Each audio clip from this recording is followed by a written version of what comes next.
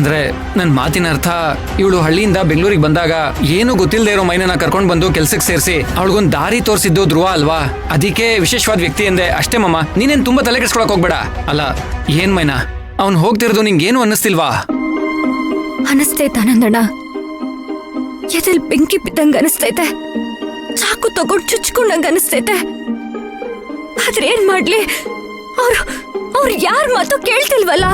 ನೋಡು ಮೈನಾ, ಅವನು ಬಾಂಗ್ಲಾದೇಶಕ್ಕೆ ಹೋಗ್ಬಿಟ್ರೆ 3 ವರ್ಷ ಯಾರ್ಯಾರ ಜೀವನ ಏನ್ ಬೇಕಾದ್ರೂ ಬದಲಾಗ್ಬೋದು.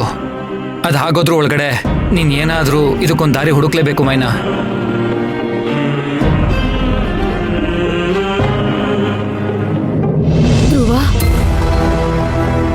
ಧ್ರುವ ಎಲ್ಲಿ ಹೋಗಿದ್ಯೋ? ಅದು ಸರ್ಸು, ಆನಂದಂಗೂ ಜಯಂತಿಗೂ ಹೋಗಿ ಬರ್ತೀನಿ ಅಂತ ಹೇಳಕ್ ಹೋಗಿದ್ದೆ.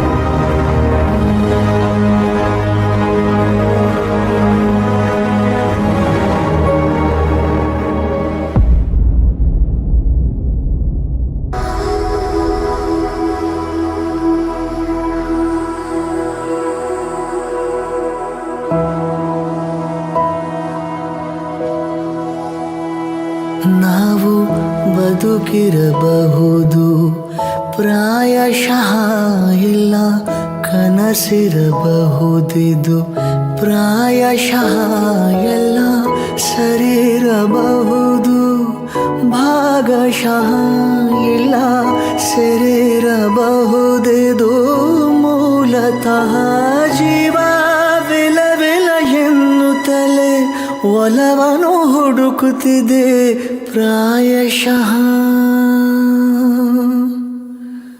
ನಾವು ಬದುಕಿರಬಹುದು, ಪ್ರಾಯಶಃ ಇಲ್ಲ ಕನಸಿರಬಹುದು.